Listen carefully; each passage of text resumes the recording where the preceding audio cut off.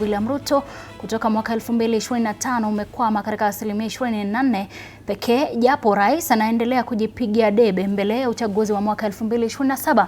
Kwa sasa umaarufu wa seneta Edwin Sifuna umeongezeka kutoka 0 hadi asilimia 15, na haya ni kulingana na utafiti wa shirika la TIFA ambao ulifanywa kati ya tarehe 13 hadi tarehe 22 mwezi Juni mwaka 2026.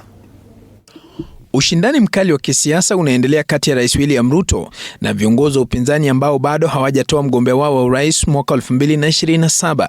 Takwimu za hivi punde zikionyesha kwamba japo Rais William Ruto amekuwa akiendeleza mikutano kwa washawishi wananchi kuhusu azma yake, umaarufu wake umekwama katika asilimia 24. Aliyekuwa naibu rais Rigathi Gachagua pia umaarufu wake umepungua kutoka asilimia 9 mwaka 2025 hadi asilimia 7 mwaka 2026. Seneta wa Nairobi Edwin Sifuna amevuna pakubwa tangu hayati Raila Odinga fariki mwaka 2025 kutoka asilimia 0 hadi asilimia 15 Juni mwaka huu mwaka 2026.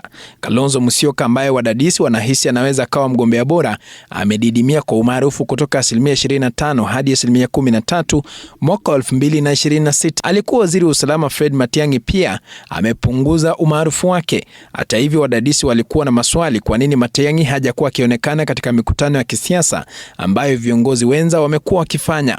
Baada ya kufariki kwa hayati Raila Odinga mwaka 2025 Oktoba na kutimuliwa kwa Sifuna katika chama cha ODM, Sifuna amepata uungwaji mkono kwa asilimia 74, huku Oburu Odinga ambaye ndiye kigogo wa chama cha ODM umaarufu wake ukipungua kutoka asilimia 24 hadi 20 mwezi wa Juni mwaka 2026. Utafiti wa TIFA unaonyesha kwamba wanachama wengi wa ODM watamuunga mkono Sifuna, huku asilimia 20 pekee wakimuunga mkono Rais Ruto mwaka 2027, huku vigogo wa upinzani wakikuna vichwa kuhusu ni nani atakayepeperusha bendera ya urais iwapo Gachagua anataka kuunda serikali ya mwaka 2027.